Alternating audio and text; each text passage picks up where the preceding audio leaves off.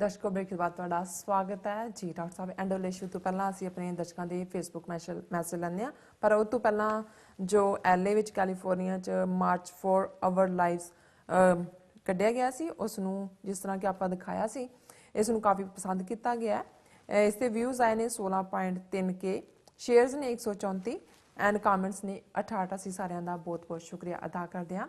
ਸਾਡੇ ਕੋਲ ਫੇਸਬੁੱਕ ਤੇ ਜੋ ਸਾਡਾ ਪਹਿਲਾ ਸੈਗਮੈਂਟ ਸੀ ਉਸ ਤੇ ਮੈਸੇਜ ਕਾਫੀ ਸਾਰੇ ਆਏ ਨੇ। ਸਾਡੇ ਕੋਲ ਪਹਿਲਾ ਮੈਸੇਜ ਆਇਆ ਹੈ ਕਸ਼ਮੀਰ ਵਿਰਕ ਜੀ ਦਾ। ਇਹ ਲਿਖਦੇ ਹਨ, ਡਾਕਟਰ ਸਾਹਿਬ ਤੁਹਾਨੂੰ ਤੇ ਸਾਰੀ ਟੀਮ ਨੂੰ ਵਾਹਿਗੁਰੂ ਜੀ ਕਾ ਖਾਲਸਾ ਵਾਹਿਗੁਰੂ ਜੀ ਕੀ ਫਤਿਹ। ਇਹਨਾਂ ਨੇ ਖਾਲਿਸਤਾਨ ਜ਼ਿੰਦਾਬਾਦ ਦੇ ਨਾਰੇ ਲਗਾਏ ਨੇ। ਜ਼ਿੰਦਾਬਾਦ ਜ਼ਿੰਦਾਬਾਦ ਜ਼ਿੰਦਾਬਾਦ ਜ਼ਿੰਦਾਬਾਦ ਜ਼ਿੰਦਾਬਾਦ ਜੀ। ਬੇਅੰਤ ਸਿੰਘ ਖਾਲਿਸਤਾਨੀ, ਅਮਨਦੀਪ ਸਿੰਘ, ਮਨਵਿੰਦਰ ਸਿੰਘ ਖਾਲਸਾ, ਸਿੰਘ ਟਾਂਡੀ, ਮੇਰ ਸਿੰਘ, ਜੱਸਾ ਸਿੰਘ ਸੰਦਰ, ਕੁਲਦੀਪ ਸਿੰਘ ਨਿਹਾਲ, ਪਿੰਦਰ ਜੀਕਾ ਲਿਖਦੇ ਨੇ ਮੈਨੂੰ ਲੱਗਦਾ ਉਹ ਸਿੱਖ ਦਾ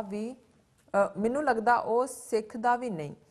ਪਿੰਦਰ ਜੀਕਾ ਫਿਰ ਲਿਖਦੇ ਨੇ ਪੰਜਾਬ ਨੂੰ ਤਾਂ ਉਹ ਅਮਰਿੰਦਰ ਸਿੰਘ ਲਈ ਜੀ ਉਹਨਾਂ ਨੂੰ ਸਿੱਖ ਦਾ ਬੱਚਾ ਨਹੀਂ ਹੈਗਾ ਜੀ ਬਿਲਕੁਲ, ਪੰਜਾਬ ਨੂੰ ਤਾਂ ਉਹ ਖਤਮ ਕਰਨਾ ਚਾਹੁੰਦੇ ਨੇ।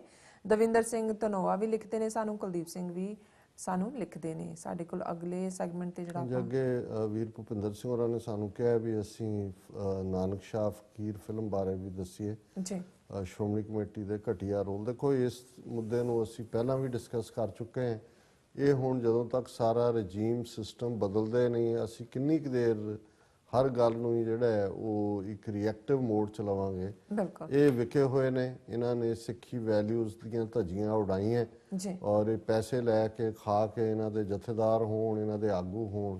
ਇਹ ਆਉਣ ਵਾਲੇ ਪੀਰੀਅਡ 'ਚ ਹੋਰ ਵੀ ਇਸ ਕਿਸਮ ਦਾ ਜਿਹੜਾ ਕੁਛ ਨਾ ਕੁਛ ਹੋਏਗਾ। ਭੈਣ ਮੰਥਨ ਕੌਰ ਉਹਨਾਂ ਨੇ ਲਿਖਿਆ ਵੀ ਵੋਲਿਊਮ ਬੜਾ ਲੋ ਹੈ ਫੇਸਬੁੱਕ ਔਰ ਟੀਵੀ ਤੇ। ਅਸੀਂ ਕਿਉਂਕਿ ਇੱਕ ਡਿਫਰੈਂਟ ਸਟੂਡੀਓ 'ਚੋਂ ਕਰ ਰਹੇ ਹਾਂ, ਹਾਲਾਂਕਿ ਸਾਨੂੰ ਟੀਮ ਇਹਨਾਂ ਦੀ ਦੂਸਰੇ ਚੈਨਲ ਦੀ ਹੈਲਪ ਕਰ ਰਹੀ ਹੈ, ਬਟ ਅਸੀਂ ਯਕੀਨੀ ਬਣਾਵਾਂਗੇ 1-2 ਦਿਨ ਹੋਰ ਨੇ ਜਿਹੜੇ ਉਸ ਤੋਂ ਬਾਅਦ ਅਸੀਂ ਆਪਣੇ ਓਰੀਜਨਲ ਸਟੂਡੀਓ ਚਲੇ ਜਾਵਾਂਗੇ। ਅਸੀਂ ਮਾਫੀ ਚਾਹੁੰਦੇ ਹਾਂ ਜੇ ਕੋਈ ਦਿੱਕਤ ਸਾਡੇ ਦਰਸ਼ਕਾਂ ਨੂੰ ਹੋ ਰਹੀ ਹੈ ਜੀ। ਡਾਕਟਰ ਸਾਹਿਬ ਹੁਣ ਅਸੀਂ ਚਾਹਾਂਗੇ ਕਿ ਤੁਸੀਂ ਜੋ ਅੱਜ ਦਾ ਐਂਡ ਵਾਲਾ ਇਸ਼ੂ ਇਸ ਬਾਰੇ ਆਪਣੇ ਵਿਚਾਰ ਦੇ ਦਿਓ। ਦੇਖੋ, ਇੱਕ ਪਾਸੇ ਤਾਂ ਭਾਰਤੀ ਹਕੂਮਤ, ਉਹਨਾਂ ਦੀਆਂ ਏਜੰਸੀਆਂ ਸਮੁੱਚੀ ਸਿੱਖ ਕੌਮ ਨੂੰ ਔਰ ਡਾਇਸਪੋਰਾ ਸਿੱਖਾਂ ਨੂੰ ਟਾਰਗੇਟ ਕਰ ਰਹੀਆਂ ਜੀ। ਦੂਸਰੇ ਪਾਸੇ ਡਾਇਸਪੋਰਾ ਸਿੱਖ ਅਮਰੀਕਾ 'ਚ ਵੀ, ਹੁਣ ਕੈਨੇਡਾ 'ਚ ਤਾਂ ਸਾਡੀਆਂ ਪ੍ਰਾਪਤੀਆਂ ਹੈ ਹੀ ਨੇ, ਪੋਲੀਟੀਕਲੀ ਵੀ ਅਸੀਂ ਜਿਹੜਾ ਉਹ ਪੇਸ਼ਕਦਮੀ ਕਰ ਰਹੇ ਹਾਂ ਆਪਣੀ ਰੈਕਗਨੀਸ਼ਨ ਲਈ।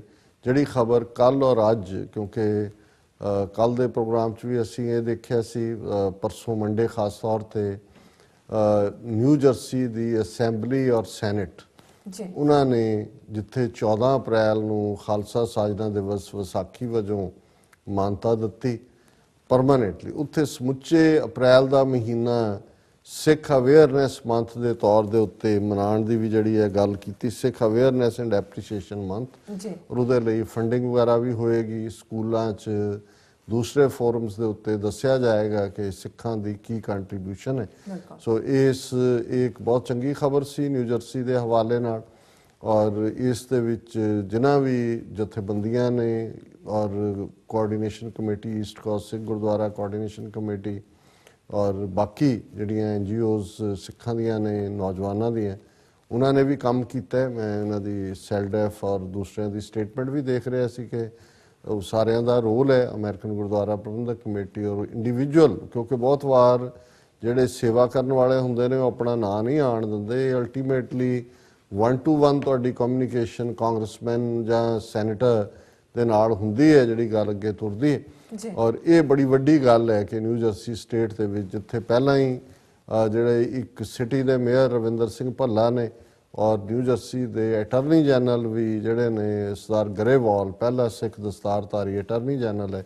ਔਰ ਇਹਦੇ ਨਾਲ ਅੱਜ ਖਬਰ ਜਿਹੜੀ ਹੈ ਕਿ ਡੈਲਾਵੇਅਰ, ਜਿਹੜੀ ਬੜੀ ਛੋਟੀ ਜਿਹੀ ਸਟੇਟ ਹੈ, ਉਹਨਾਂ ਦੇ ਵੀ ਦੋਨੋਂ ਹਾਊਸਿਸ ਨੇ ਔਰ ਉਹਨਾਂ ਦੇ ਗਵਰਨਰ ਨੇ ਜਿਹੜਾ 14 ਅਪ੍ਰੈਲ ਨੂੰ ਸਿੱਖ ਡੇ ਰੈਕਗਨਾਈਜ਼ ਕੀਤਾ ਹੈ। ਔਰ ਅਪ੍ਰੈਲ ਦਾ ਮਹੀਨਾ ਜਿਹੜਾ ਸਿੱਖ ਅਵੇਅਰਨੈਸ ਐਂਡ ਐਪਰੀਸ਼ੀਏਸ਼ਨ ਮੰਥ, ਔਰ ਉਹਨਾਂ ਨੇ through out this month public will be educated on what Sikhism truly is and what it stands for. Delaware Governor John Carney, in a proclamation declaring April as Sikh Awareness Month, said, "The community has earned respect and appreciation through exceptional service to the community. So ਅਸੀਂ Delaware ਦੀਆਂ ਸਿੱਖ ਸੰਗਤਾਂ ਨੂੰ ਵੀ ਜਿਨ੍ਹਾਂ ਨੇ ਇਹ effort ਕੀਤਾ ਜੀ ਔਰ ਮੁਬਾਰਕਬਾਦ ਦਿੰਦੇ ਆ। ਨਿਊ ਜਰਸੀ ਦੇ ਵੀ ਸਾਰੀਆਂ ਸਿੱਖ ਸੰਗਤਾਂ ਨੂੰ ਔਰ ਮੁਬਾਰਕਬਾਦ ਵੀ ਦਿੰਦੇ ਆ ਸਾਰੇ। ਜੀ ਡਾਕਟਰ ਸਾਹਿਬ, ਹੁਣ ਤੁਸੀਂ ਸਾਡੇ ਦਰਸ਼ਕਾਂ ਨੂੰ ਦੱਸ ਦਿਓ ਅੱਜ ਦਾ ਵਿਚਾਰ। ਅੱਜ ਦੇ ਵਿਚਾਰ ਲਈ ਅਸੀਂ ਤੀਸਰੇ ਪਾਤਸ਼ਾਹ ਦਾ ਆਸਾ ਰਾਗ ਦਾ ਸ਼ਬਦ ਆਸਾ ਮਹੱਲਾ ਤੀਜਾ ਚੁਣਿਆ ਜੀ। ਸਤਿਗੁਰ ਵਿੱਚ ਵੱਡੀ ਵਡਿਆਈ, ਚਿਰੀ ਵਿਛੁੰਨੇ ਮੇਲ ਮਿਲਾਈ, ਆਪੇ ਮੇਲੇ ਮੇਲ ਮਿਲਾਏ, ਆਪਣੀ ਕੀਮਤ ਆਪੇ ਪਾਏ, ਹਰ ਕੀ ਕੀਮਤ ਕਿਨ ਬਿਦ ਹੋਏ, ਹਰ ਅਪਰੰਪਰ ਅਗਮ ਅਗੋਚਰ, ਗੁਰ ਕੈ ਸ਼ਬਦ ਮਿਲੈ ਜਨ ਕੋਏ। ਰਹਾਓ ਕਿ ਰਹਾਓ ਦੀ ਪੰਕਤੀ ਜਿਹੜੀ ਹੈ ਉਹ ਸੈਂਟਰਲ ਆਈਡੀਆ ਜੀ। ਸੋ ਤੀਸਰੇ ਪਾਤਸ਼ਾਹ ਦਾ ਇਹ ਆਸਾ ਰਾਗ ਦਾ ਸ਼ਬਦ ਔਰ ਇਸ ਦਾ ਸੁਨੇਹਾ ਕਿ ਹਰ ਕੀ ਕੀਮਤ ਕਿਨ ਬਿਦ ਹੋਏ, ਕਿ ਵਾਹਿਗੁਰੂ ਇੰਨਾ ਅਮੋਲਕ ਹੈ ਵੀ ਕਿਵੇਂ ਰੱਬ ਦੀ ਕੀਮਤ ਕਿਸ ਤਰੀਕੇ ਨਾਲ ਉਸ ਦਾ ਮੁੱਲ ਪਾਇਆ ਜਾ ਸਕਦਾ ਹੈ। ਮਤਲਬ ਇਹ ਹੈ ਵੀ ਨਹੀਂ ਪਾਇਆ ਜਾ ਸਕਦਾ ਜੀ। ਹਰ ਅਪਰੰਪਰ ਅਗਮ ਅਗੋਚਰ, ਮੁੱਲ ਤੁਸੀਂ ਕਿਹਦਾ ਪਾਓਗੇ? ਅਪਰੰਪਰ ਹੈ, ਇਨਫਿਨਿਟ ਹੈ, ਉਹ ਅਗਮ ਹੈ, ਉਸ ਦਾ ਕੋਈ ਪੈਮਾਨਾ ਮਿਣਦਾ ਨਹੀਂ, ਅਗੋਚਰ ਹੈ, ਉਹਨੂੰ ਦੇਖਿਆ ਨਹੀਂ ਜਾ ਸਕਦਾ ਜੀ। ਉਹ ਚਾਰ ਚਫੇਰੇ ਹੈ। ਗੁਰ ਕੈ ਸ਼ਬਦ ਮਿਲੈ ਜਨ ਕੋਏ, ਕਿ ਕਿਵੇਂ ਉਹਨੂੰ ਪਾਇਆ ਜਾ ਸਕਦਾ ਹੈ? ਗੁਰ ਕੈ ਸ਼ਬਦ ਮਿਲੈ ਜਨ ਕੋਏ। ਜਦੋਂ ਕੋਈ ਜਨ ਰੱਬ ਦਾ ਪਿਆਰਾ ਤੁਹਾਡੀ ਜ਼ਿੰਦਗੀ 'ਚ ਆਉਂਦਾ ਹੈ, ਉਹ ਤੁਹਾਡੇ ਅੰਦਰ ਗੁਰੂ ਦੇ ਸ਼ਬਦ ਦਾ ਪਿਆਰ ਭਰ ਦਿੰਦਾ ਹੈ ਔਰ ਉਸ ਸ਼ਬਦ ਨੂੰ ਕਮਾ ਕੇ ਤੁਸੀਂ ਫਿਰ ਉਸ ਨਿਰੰਕਾਰ ਦੇ ਸਾਂਗੋ ਪਾਂਗ ਹੁੰਦੇ ਹੋ, ਉਸ ਦਾ ਦੀਦਾਰ ਕਰਦੇ ਹੋ। ਔਰ ਸ਼ਬਦ ਦੀ ਸ਼ੁਰੂਆਤ ਸੀ ਸਤਿਗੁਰ ਵਿੱਚ ਵੱਡੀ ਵਡਿਆਈ, ਚਿਰੀ ਵਿਛੁੰਨੇ ਮੇਲ ਮਿਲਾਈ, ਕਿ ਸਤਿਗੁਰੂ ਦੇ ਵਿੱਚ ਨਿਰੰਕਾਰ ਬੜੀ ਵਡਿਆਈ ਵਾਲੇ ਨੇ, ਜਿਹੜੇ ਅਸੀਂ ਰੱਬ ਤੋਂ ਭਟਕੇ ਹੋਏ, ਰੱਬ ਤੋਂ ਦੂਰ ਹੈ, ਉਹਨਾਂ ਨੂੰ ਜਿੰਨੇ ਮਰਜ਼ੀ ਚਿਰ ਤੋਂ ਵਿਛੜੇ ਹੋਈਏ ਉਹਨਾਂ ਨੂੰ ਰੱਬ ਜਿਹੜਾ ਹੈ ਉਹ ਆਪਣੀ ਵਡਿਆਈ ਦੇ ਨਾਲ ਆਪਣੇ ਨਾਲ ਮਿਲਾ ਲੈਂਦਾ ਜੀ। ਆਪੇ ਮੇਲੇ ਮੇਲ ਮਿਲਾਏ, ਆਪਣੀ ਕੀਮਤ ਆਪੇ ਪਾਏ। ਉਹ ਆਪ ਹੀ ਵਾਹਿਗੁਰੂ ਮੇਲ ਕਰਵਾਉਂਦਾ ਤੇ ਉਹ ਆਪ ਹੀ ਜਾਣਦਾ ਕਿ ਉਸ ਦੀ ਕੀ ਕੀਮਤ ਹੈ। ਸਾਡੀ ਨਜ਼ਰ, ਸਾਡਾ ਦਿਮਾਗ, ਸਾਡੇ ਸਾਧਨ, ਅਸੀਂ ਤਾਂ ਉਸ ਦਾ ਦਿੱਤਾ ਖਾਂਦੇ ਕਿ ਜਿਸ ਦਾ ਦਿੱਤਾ ਖਾਵਣਾ ਤਿਸ ਕਹੀਏ ਸ਼ਾਬਾਸ਼। ਅਸੀਂ ਤਾਂ ਉਸ ਦਾ ਸ਼ੁਕਰੀਆ ਕਰੀਏ, ਸ਼ਾਬਾਸ਼ ਕਰੀਏ ਕਿ ਭਾਈ ਅਸੀਂ ਤੁਹਾਡੀ ਬਦੌਲਤ ਸਾਨੂੰ ਮਨੁੱਖਾ ਜੀਵਨ ਮਿਲਿਆ। ਔਰ ਗੁਰਮੁਖ ਕੀਮਤ ਜਾਣੈ ਕੋਏ, ਵਿਰਲੇ ਕਰਮ ਪ੍ਰਾਪਤ ਹੋਏ, ਉੱਚੀ ਬਾਣੀ ਉੱਚਾ ਹੋਏ, ਗੁਰਮੁਖ ਸ਼ਬਦ ਵਖਾਣੈ ਕੋਈ, ਕਿ ਕੋਈ ਗੁਰਮੁਖ ਹੀ ਜਿਹੜਾ ਗੁਰੂ ਦੇ ਨਾਲ ਜੁੜਿਆ ਹੋਇਆ ਉਸ ਵਾਹਿਗੁਰੂ ਦੀ ਕੀਮਤ ਨੂੰ ਜਾਣ ਸਕਦਾ ਹੈ। ਔਰ ਵਿਰਲੇ ਕਰਮ ਪ੍ਰਾਪਤ, ਕਰਮ ਹੁੰਦਾ ਫਾਰਸੀ ਦਾ ਸ਼ਬਦ ਹੈ ਬਖਸ਼ਿਸ਼ ਜੀ, ਨਵਾਜ਼ਿਸ਼, ਉਸ ਦੀ ਅਨਾਇਤ, ਕਿ ਉਸ ਵਾਹਿਗੁਰੂ ਦੀ ਬਖਸ਼ਿਸ਼ ਦੇ ਨਾਲ ਹੀ ਕਿਸੇ ਵਿਰਲੇ ਨੂੰ ਉਹ ਹਾਸਲ ਹੁੰਦੇ ਨੇ। ਉੱਚੀ ਬਾਣੀ ਉੱਚਾ ਹੋਏ, ਜਦੋਂ ਅਸੀਂ ਉਸ ਵਾਹਿਗੁਰੂ ਦੀ ਬਾਣੀ ਦੇ ਨਾਲ, ਉਸ ਦੇ ਰੁਤਬੇ ਦੇ ਨਾਲ ਜੁੜਦੇ ਹਾਂ, ਅਸੀਂ ਵੀ ਉੱਚੇ ਹੁੰਦੇ ਹਾਂ। ਗੁਰਮੁਖ ਸ਼ਬਦ ਵਖਾਣੈ ਕੋਏ, ਕੋਈ ਗੁਰੂ ਦਾ ਪਿਆਰਾ ਹੀ ਉਸ ਸ਼ਬਦ ਦੇ ਨਾਲ ਜੁੜ ਕੇ ਉਸ ਨੂੰ ਬਿਆਨ ਕਰ ਸਕਦਾ ਹੈ। ਵਿਣ ਨਾਵੇਂ ਦੁਖ ਦਰਦ ਸਰੀਰ, ਸਤਿਗੁਰ ਭੇਟੇ ਤਾਂ ਉਤਰੈ ਪੀਰ, ਬਿਨ ਗੁਰ ਭੇਟੇ ਦੁੱਖ ਕਮਾਏ, ਮਨਮੁਖ ਬਹੁਤੀ ਮਿਲੈ ਸਜਾਏ। ਨਾਮ ਤੋਂ ਬਿਨਾਂ ਰੱਬ ਦੇ ਸਰੀਰ ਵੀ ਜਿਹੜਾ ਦੁੱਖ ਔਰ ਦਰਦ ਦਾ ਸ਼ਿਕਾਰ ਹੁੰਦਾ, ਸਤਿਗੁਰੂ ਨੂੰ ਮਿਲਣ ਦੇ ਨਾਲ ਹੀ ਇਹ ਸਰੀਰ ਦਾ ਰੋਗ ਵੀ ਦੂਰ ਹੁੰਦਾ।